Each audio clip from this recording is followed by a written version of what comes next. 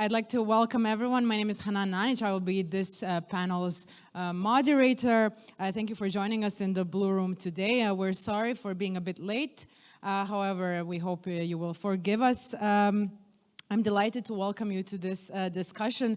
We will explore the dynamic and rapidly evolving startup landscape in our region. And without any further ado, I will invite my panelists. First, Uranik Begu, he is the Managing Director of Plug and Play Eastern Europe, who will share his extensive expertise on cross-border innovation and regional collaboration. Second is Bojana Femić-Radosavović, Executive Director of Innovation Fund Montenegro. We'll discuss the government-backed support that is very well needed in this topic. Then with us we have Zoran Puljic, who is the founder of Mosaic Foundation and Tech for Impact Fund, whose perspective on nurturing impact through sustainable investments is very valuable. And finally, Davor Sakac, CEO of TS Ventures, ready to illuminate the challenges around venture capital and the potential sectors poised for unicorn success. I would just like, before we start, I will bring back the microphone to Amina now. I would just like to mention to everybody, there is the QR code over here, which we will have a bit of a different Q&A session this time. So please, I'm seeing you guys already do what you have to do. Thank you for following up on the QR code. Throughout the panel, make sure to ask questions. I have them, I can access them here on the tablet. And we will dedicate a few minutes, definitely by the end of the panel, to hear your questions as well. I look forward to a dynamic, hopefully, and honest discussion with my panelists. And I invite you all to participate. I think we can start. I would like to start with Uranik.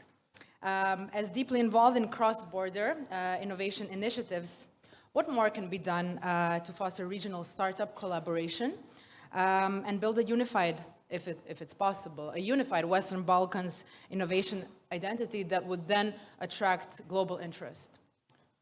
Thank you very much. I'm hoping this is okay. We got some red lights, but first of all, let me say it's a great pleasure to come back to ESG Adria Summit as part of our efforts to do exactly what you asked me that we should be doing.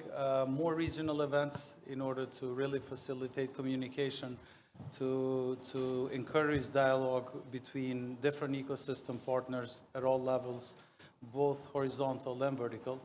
Unfortunately, I think the expectation of these smaller ecosystems is that the governments should be leading these efforts in order to create better conditioning for these ecosystems to thrive. But in fact, it is exactly the bottom-up approach which I think should, and it's much needed in order to create those successful, tangible stories which we can then either replicate or scale and showcase as a good example. ESG Adria Summit has been a place where I personally have found many good friends from the ecosystem, which normally or typically I would have never met before. And I see so many familiar faces even in this panel. I know Bojana and friends from so many here in this room. So I think this is one part which we have to do well. On the other side, the fact that companies such as the one that I represent, Plug and Play, have shown interest, it means that we have been doing something right. The region already has caught the attention of many players, partially because finally we have found some, let's say, political stability, economic growth. On the other side, we've seen some increased number of foreign direct investments. On the other side, we've seen increased number of tourists in the region, and I think all of this is playing to our advantage, and it's a great momentum for which I think we have to, if we play our cards right, we have to seize it as an opportunity. Now, with that being said, I think we're falling short on many other things. In each of our ecosystems, I think there's a lot of room for improvement when it comes to policies, to investments, in order to make that story more solid and to amplify our efforts as we're doing it on the groundwork. Of course, there's many good success stories that we can share from the region, but I think this would be for the start. Excellent. Bojana, coming from a bit of a different background, you're a director of Montenegro's Innovation Fund and a champion of startup development when it comes to that. What are key strengths and weaknesses of our region's innovation ecosystem when we talk about producing high growth, scalable startups? Thank you very much for that introduction, and I'm very pleased to be again a part of the ESG Summit. I also, as Oranik mentioned, I had the pleasure of meeting so many familiar faces here and different business and private friends. First of all, as you mentioned, I'm coming from this other side, from the public funding side. So I have to say that one of the strengths that I think we all have in the region is that public funding is growing from year to year. Okay. So there are more funding coming from the public that is available for startups, so they can count on it at the very beginning of the development of their innovative ideas. But on the other hand, we are aware of that it is not enough, and it shouldn't be enough, and it shouldn't be the only way of financing your ideas. So maybe sometimes our startups are becoming maybe a bit like lazy because they know they have enough funding for the first phases coming from the grants. So they maybe do not have enough opportunities to have communication with different venture capitalists, or maybe they are not yet prepared for that. On the other hand, when we look at the culture, for example, I think that we can say in every country in our region that entrepreneurship is something like that mindset. The mindset is growing, I think, in every country, and we are witnessing that. But on the other side, our cultures are a bit, we are not so entrepreneurial. So we are still afraid of the failure. And when we have a fear of failure, it is not so normal to be in startups where the risks are so high, and you have maybe some problems with that you're not going to succeed probably with the first idea that you have. So I think that in our countries, we have a lot of talents. We have a lot of young people who have very solid foundations of knowledge, mainly in technical skills.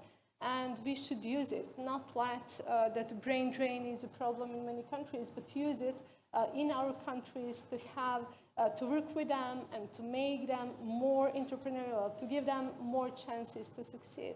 And the third thing that I would say can be seen is that we have a great position, and that position can be something that is seen as a benefit for the whole region, because different EU markets are very close to us. But on the other hand, if you look at every market locally, we are too small. So you have to look at us as a region, and we have to connect with different initiatives, with different kind of supports that we provide to the regional startups, because we do not have so many ideas coming from every country if you look at partially. But when you look at us as a region, then we are a solid region that has enough potential for whatever VC fund or whoever is going to come to finance it. So I think that we have to end on more optimistic note that we have a huge potential and that we should definitely focus on the regional aspects of collaboration and making our ecosystems more functionable as regional ones. Well, I think it's a great thing we're then at a regional conference speaking about this. Zoran, we just heard Bojana talk about the entrepreneurial spirit and mentality in the Balkans. However, maybe we could talk about the new generation, because we have seen a wave of young digital entrepreneurs, yet there are challenges in scaling and retaining talent as well. What kind of barriers regarding the market exist and are most limiting the growth of these startups beyond the early stage? and how can we overcome them? A simple question. Yeah, it's a very simple question. Thank you for simplifying it for me. Of course, no, I'm here to Yes, simplify. thank you. I think it's a bit of a catch-22 here in the Balkans, which basically means that we are, on one end, when you look at the ecosystem or investment opportunities in the region, you see very few investment opportunities with 10x potential. And if you are a serious investor looking at a investment portfolio, you need a 10x potential in order to have a viable VC or a PE fund.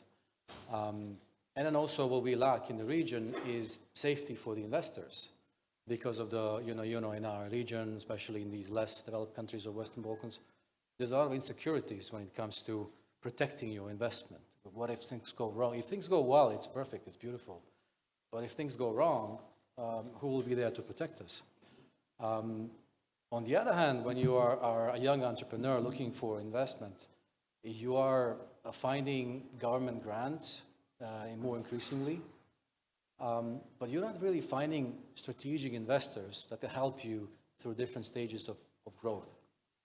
And from our experience, we see that the knowledge of growing through different series and accessing foreign markets is really lacking in the region. So what we did at Mosaic Foundation, after having been working on investing for now 7 years, we basically helped co-found 400 micro-enterprises by young people over the last 7 years.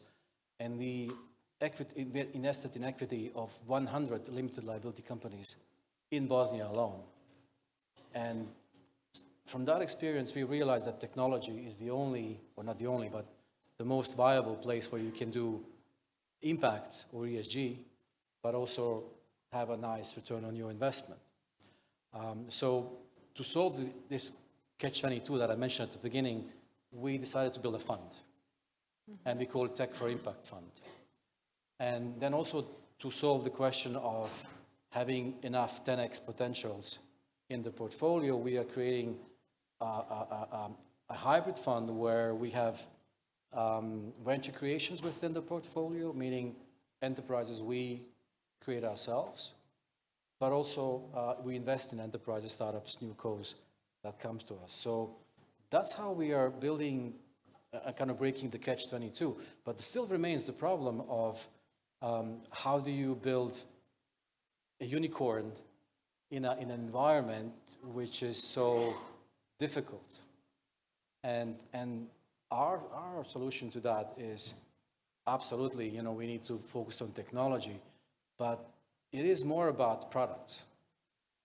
And when you look at the region, at least in my country, for example, most people are doing tech as service provider rather than products.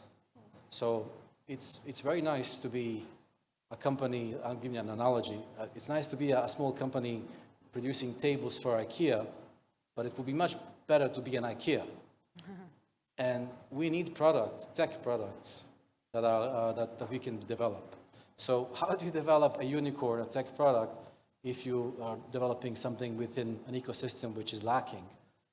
And we basically see artificial intelligence, along other things, as a backbone of productivizing or creating products within the portfolio. So the question is, what are the solutions? And going back to the also public sector and the ecosystem, from our perspective, we see that obviously we need to invest in AI. We cannot build another ChatGPT, obviously, we cannot do that. But every single product of today and the future, which is global, will require a heavy dose of technology or AI inside. So we need kind of an AI infrastructure to help build products. That's number one. So we need to invest into that. Maybe that's an area for government to, public sector to engage.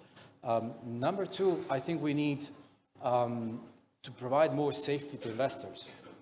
Because when we talk to investors, and we have a couple of, they usually say, well, this is an area part of the world where we don't know how things are going to work, and then there are volatilities in Bosnia and the region, whatever.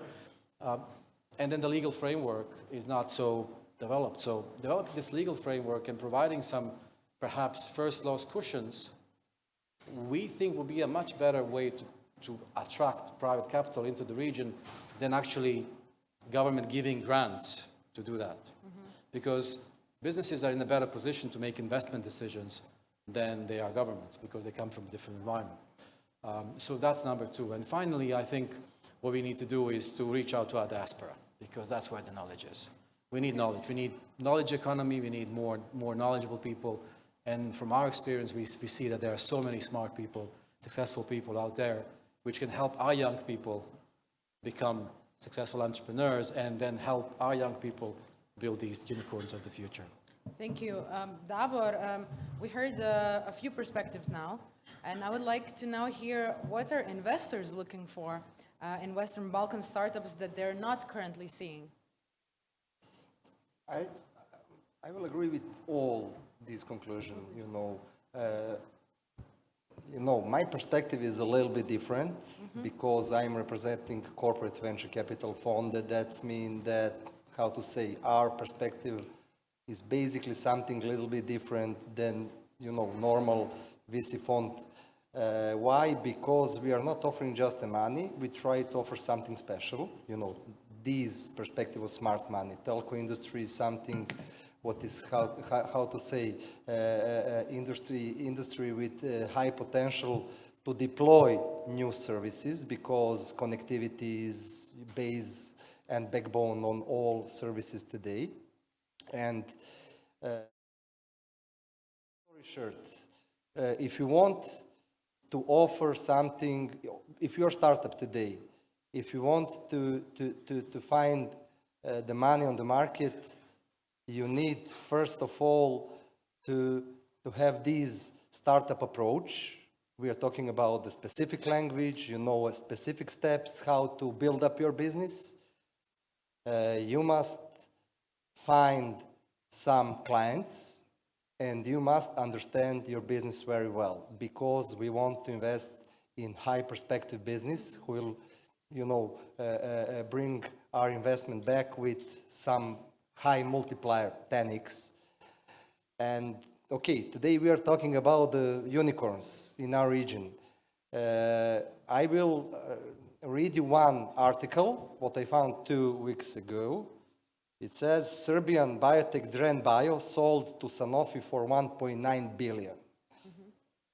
One more thing. Founded in 2019 by Serbian scientists Nena Tomašić and Ivan Trifunović, Dren Bio is private clinical stage biopharmaceutical company. The name Dren reflects the company's Serbian roots. Long story short. Is that the Serbian or West Balkan unicorn or not? If you ask me, from one side, yes, because the founders are people. But from the other side, we don't know about them anything, because, they are from Silicon Valley. And what is most important thing, if we are talking about our business, that is, experience, the roadmap. Today we are on the early stage level. The most of, 75–80% of startups start in 2019. They need, all of them, they think that they will be the unicorns, but they don't know what is mission in front of them. And, every fundraise is not just new experience. That is the big step. And they need not just to scale up the business organic or, normally. They need to jump if they want to be attractive for investor, not in our country, in the region. We want to represent our local businesses on the global markets. And I will, my conclusion is what is the good thing from our region? Because I read somewhere that here in the Balkan, in ex-Yugoslavia, we have the highest level of engineers per capita, maybe not in whole Europe, but we are on the, in this first level of the countries. That means that we know how to produce something. We need more time and more experience how to develop, not how to develop, we know how to develop, how to sell the businesses, how to get the clients and how to get the money. you know. And today, in our portfolio, we have 18 investments.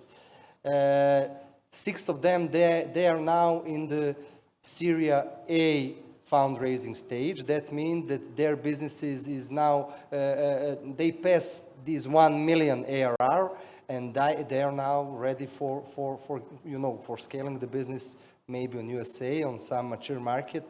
But on the other side, I think that the whole Europe is struggling with the technology. You know, report of Mario Draghi. He said that the European Union needs to decrease the gap between East China and the US. And I think that we are on the good way, and that is our chance, basically, of the whole Balkan, West Balkan, because we know how to do that. We have high expertise, we have good people, we just need to find the clients.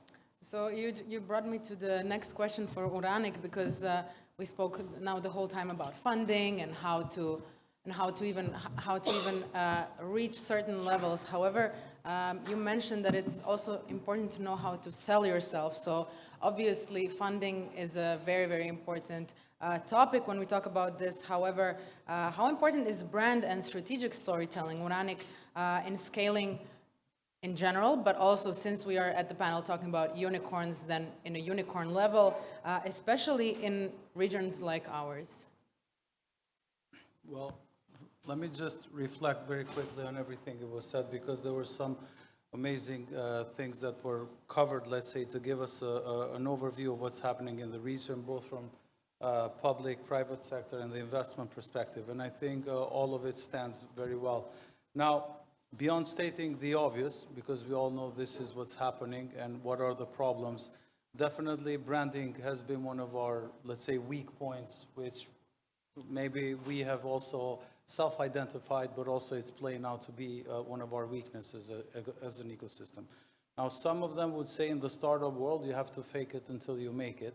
So it's a very common statement that startups play.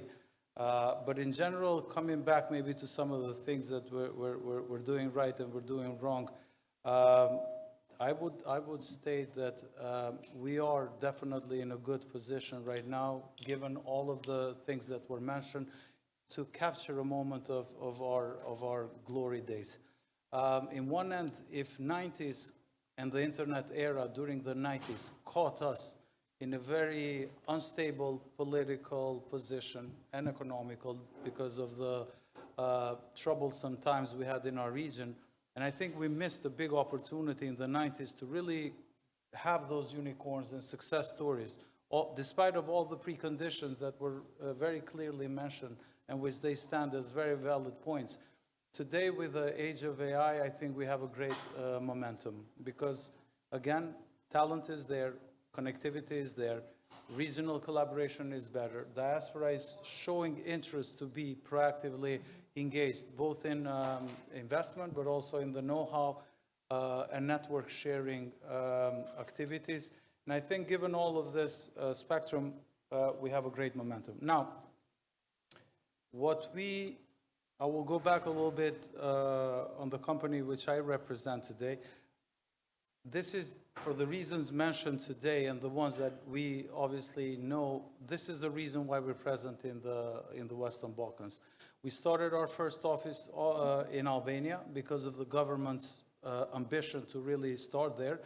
But despite of that, we're still talking to Montenegro, we're talking to Serbia, we're talking to the region about bringing plug and play in. To give you some context, plug and play today has 2% of world unicorns, given I think we have about 90,000 startups on our portfolio. And looking back at some of these ideas and cases that have been converted into unicorns, what we see is one thing: a startup and corporate collaboration. Now, if we look back to our communities, we see that the corporates, maybe on one end we blame startups, but on the other hand, we have to ask ourselves, how ready are corporates to absorb this startup talent and startup collaboration? So it's a great thing what Telecom Serbia is doing with the venture arm in identifying potential, trying to solve some of their bottlenecks in their industry by, in one end, improving their competitiveness, but on the other side, also creating some new emerging ideas. So given the role of public funding, I think the startup corporate collaboration is imperative for success. And in one end, I think that also solves the branding issue, because any any startup that matches with a very well established and successful corporate, I think in one end also provides them a validation of success. In this regard, we as Plug and Play, we have about 500 world-leading corporate partners. And one of our, let's say, highlight events or activities is with Mercedes, which we do in Stuttgart, called Startup Autobahn. And we see how many startups have a great interest of partnering with Mercedes. And once these startups get into, it doesn't have to be an investment, but just a solid partnership or even a memorandum of understanding and cooperation, it creates a validation point, which again brings us to that branding opportunity which we're lacking. So to wrap it up, there is a great momentum. My call would be to start looking more into these corporate startup partnerships, to have corporates think about how they can invest in startups, not just from the CSR perspective of doing a hackathon and making themselves look cool and engaged, but really to see how through this corporate funding they can create value for themselves, for startups, and for the whole ecosystem. Thank you for this perspective, Bojana. So besides funding, we said, now we talked about the branding and in general strategic storytelling. What else do you, coming from Innovation Fund point of view, see as a necessary segment to work on when we talk about this journey towards unicorns? The one thing that we see that is sometimes in the early phases maybe more important than funding is that soft support, that non-financial support. We love teams that are the teams that you can work with, that are the teams that can work with good mentors when you find connections for them, when they work with good mentors and you see that they are coachable. That they want to learn, they want to progress, they want to change some things. So we find, for example, our position as the ones who should always make those connections easier and provide good mentors in order to work with our teams. Also, we mentioned, I think that all of us mentioned that we have talented people here. But sometimes we need somebody with some sophisticated skills that we are not so good in. Or, for example, like David mentioned, sometimes we see that our startups, they can't sell. They do not know how to sell. When you look at their pitch, they are like a bit scared to sell you some story or to seek huge amounts of money. They are too modest sometimes for some things. And for example, we saw that it is very useful when we work with some international mentors and when we provide through them different talents for our teams in order to make them part of their team. So they make international team that is going to work on solving those problems. So that is also something that we believe is important. And we see that connection with investors is also something that they want. We started last year we organized one event, David was a part of it, where we called our startups to present their ideas in front of investors, because that is a totally different experience for them. It is different when you pitch for state money and different when you pitch for investor. So they need to have environment where they could practice that. Also, we saw that Uranik mentioned that you have those global, like plug and play players that are putting you on some bigger map where you are seen as somebody who is developing innovation ecosystem. We saw potential in that as well. And for example, we started some kind of market research and we sent one email to 8 different biggest players in that part of acceleration, global acceleration companies, and invited them to show us interest for making one regional accelerator here in Montenegro to be a hub for sustainability in the AI. We were afraid that that maybe they are not so interested for Western Balkans, but out of 8, 3 of them replied that they are very interested in that they are waiting for a call coming from the country to come to Montenegro and help us make that initiative. So there is interest when you ask, when you try to seek. I think that there are some global players who see a potential in Western Balkans. Not just for outsourcing the talent, Yeah, right? not only for that, yeah. Okay, okay. Well, maybe it's time that we also see ourselves as more than just the outsourcing potential.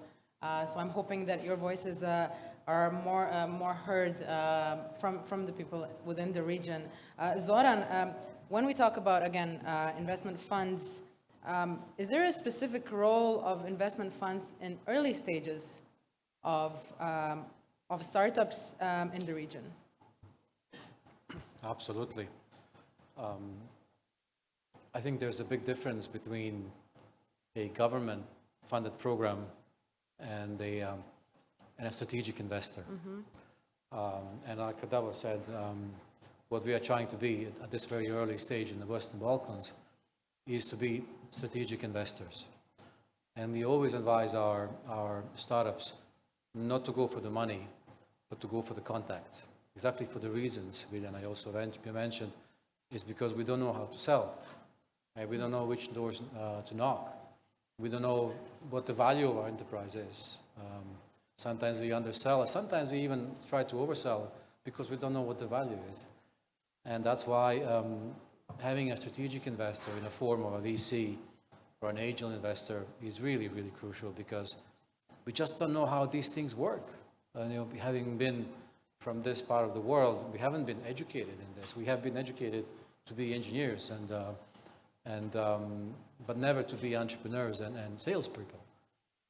I think for that very reason, if we want to go from zero to hero, from a startup to a unicorn, a strategic investor, whichever form that is very, very crucial, because it's just impossible to know all the levels and layers of building a unicorn. So in the interest of time, I'm going to keep my answer very short, but I think no matter what we do, I think the number one thing we lack in this region is knowledge and contacts, not the money. Money is the second most important thing. The most important thing is the lack of knowledge, lack of experience, lack of contacts, and then of course comes the money. So that's why having a strategic investor at the beginning is a blessing. If you can find someone from the industry, corporation like you said, or somebody from that area, is a blessing. And I think that is probably not the only way, but the easiest way forward. Thank you. Thank you. Zoran, I'm sorry, Davor, venture capital investment remains low in Serbia, for example, and I have data to prove that, increasing only slightly from 7.9 to 13.4%. What are the biggest bottlenecks preventing VCs preventing more VC investments in the region? We need, the first thing is, I think that the money is not a problem, believe me, because I know so many investors from US, from the region, from the UK, all of them, they chasing for opportunity, how to get the money. That's the philosophy, I want to get the money from your product, from your startup. We need more time. Why? Why all of us, we are investing in early stage? Because whole our region and the ecosystem is still in the early stage. That means between pre-seed, seed, and some of them, they are now preparing themselves for the Series A. That's why our focus is on the early stage. They need a lot of luck, a lot of hard work, a lot of connection. The main philosophy in our business is not just how to recognize good opportunity, how to help them. And, if you ask me why I put the funny sentence, you know, I'm a unicorn hunter. And why? Because why is so important to have these unicorn? Because they pass through all this process, you know. They know how to start, how to pass through all these phases, and how to get the money back. One good example from the region is all of you, you know, you heard for Infobip. I know 10 founders who worked for them, and they now working some, you know, their own startup. They start with their own businesses. We need that. We need that experience, you know, and we need to produce something and to have something to offer globally.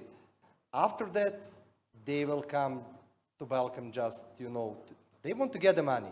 And why this Dremba is important to all of us? Because they put this region on the global map.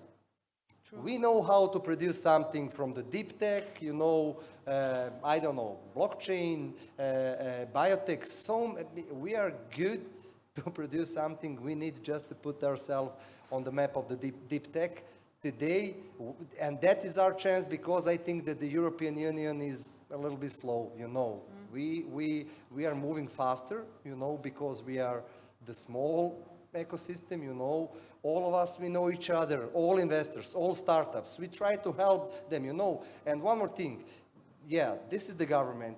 We need to build up infrastructure. And for me, it's fine, you know.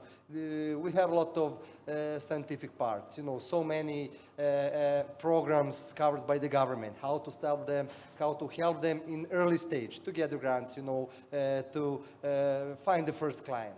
Now we know how to close up the Syria seed round. Now we need to attract more investor from US, from the West, you know. They must be interesting, you know, to build up, to scale up that business personally, you know, with their own contacts. And that is the best recipe how to become significant market player globally. I honestly deeply believe that we have our chance and we are on the good way. We need more time, not to, you know, to jump, you know, the steps. We need to run, to go fast, because this is our chance.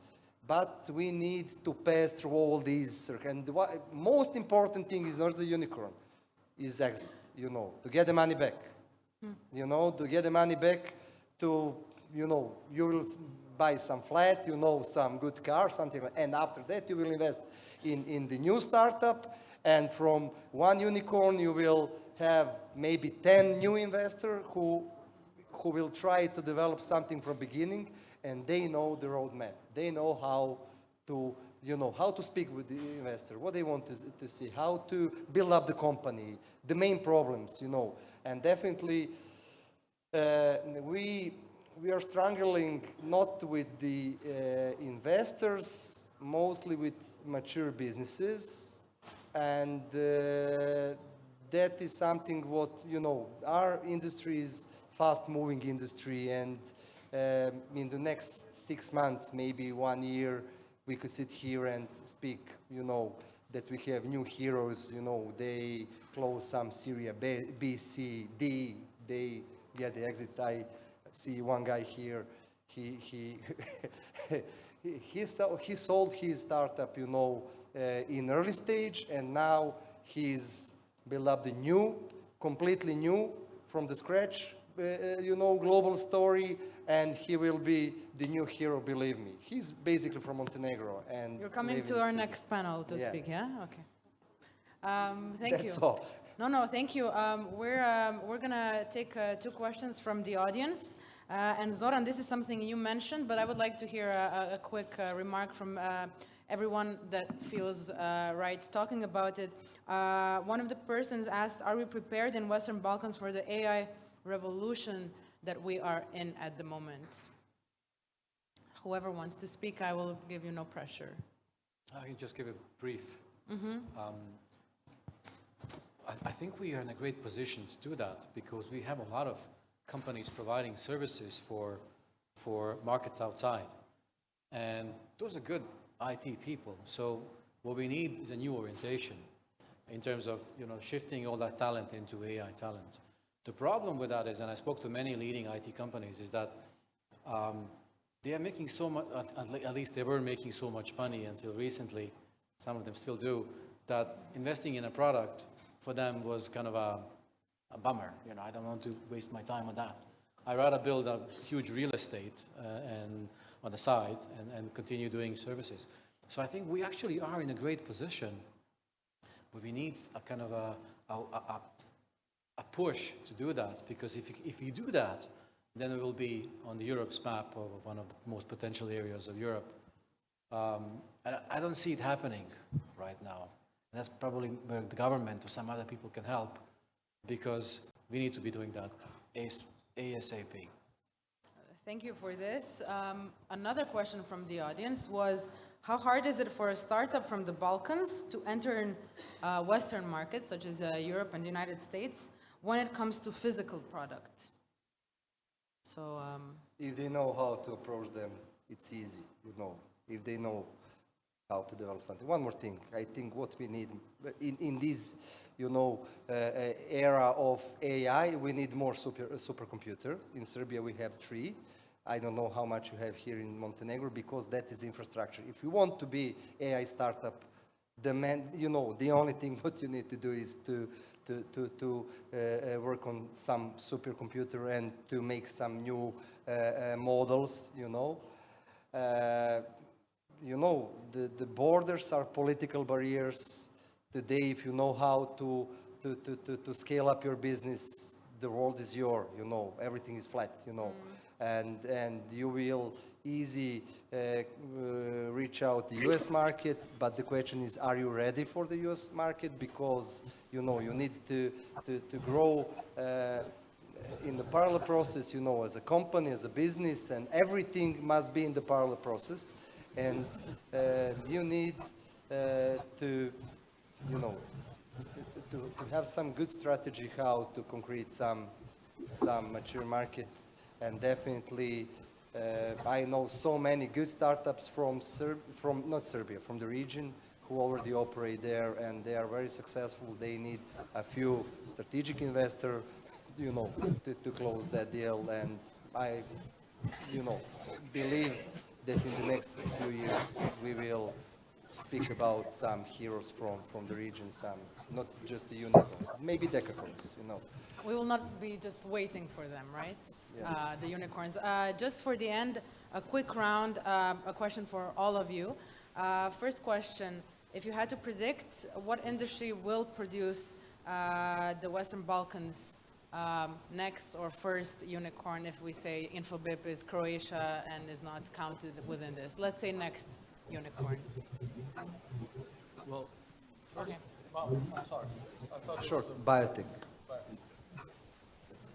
I wanted to go back to the unicorn story. I think we have to find our own animal. We shouldn't be so obsessed with the unicorn story, because every region has its own, let's say, nuances. But in any case, by being obsessed with it, I think we're also missing a lot of opportunities. Very shortly, I think the AI era overall will provide a great opportunity, given with some of the things that were mentioned in terms of diaspora. What we're seeing is a lot of people wanting to come back. On our first batch in Albania, out of 20 startups that joined the program, 5 of them are already startups with Albanian origin that are established in Europe.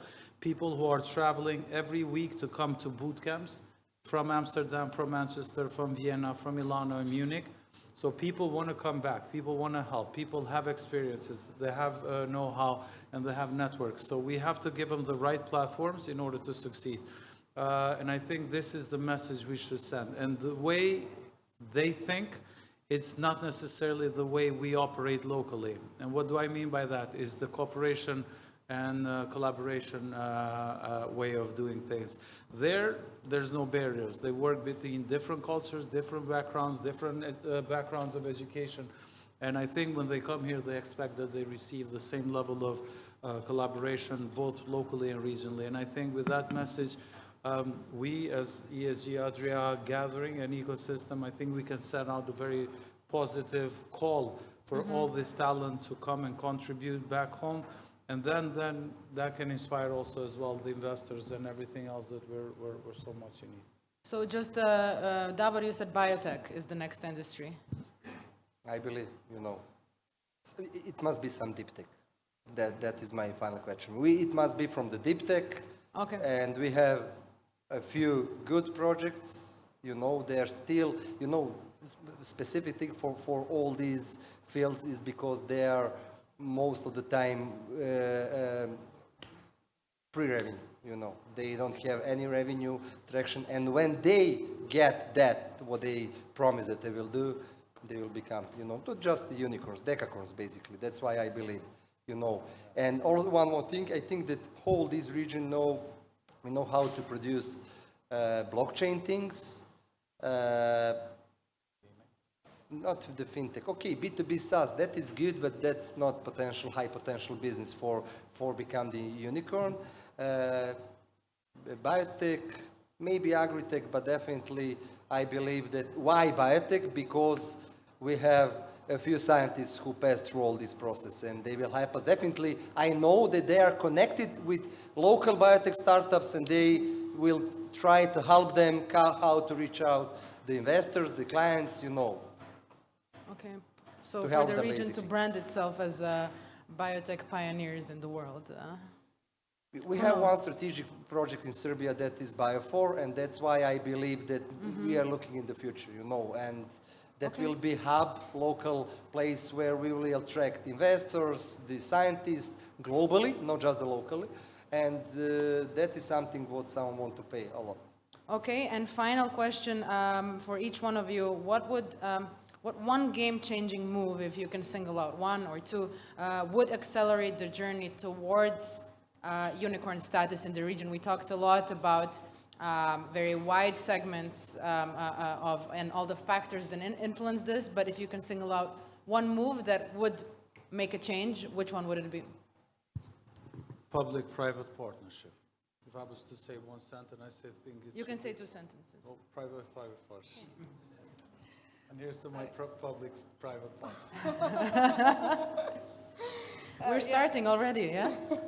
I would also say that public-private partnerships are very important, and also this regional aspect of everything. I think that is something that can move things forward. And just to comment is that I totally agree with Alan. And we see in our startups that we are supporting, we see that health tech, for example, in Montenegro is becoming stronger and stronger from year to year. And we see a huge potential, and we strongly believe that we are nurturing at this moment some future unicorn in our ecosystem. Excellent. Zoran? Well, I don't think we need to have cutting-edge AI to be able to build startups successfully. So I think there's a lot of low-hanging fruit within the AI ecosystem.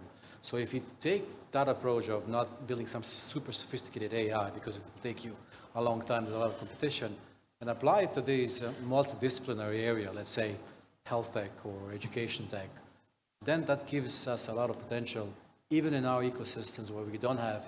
Serbia is really ahead of us in many ways because they have a lot of research facilities, but in my country there are none. So I think for us is this place, intersection between low-hanging fruit of AI and products which we want to build for the global markets. Good moment, luck, and maybe God. We don't know. We Okay, have so this opens for a whole we nother just need a lot of luck, discussion. The metaphysical. Join us for the Definitely, next yeah. panel. I would like to thank my panelists, Davor, Zoran, Bojana, and Uranik. Thank you very much, and thank you for enduring and waiting for us, being a bit late, and for your questions. We hope you liked our panel. Thank you, and please a round of applause for my panelists.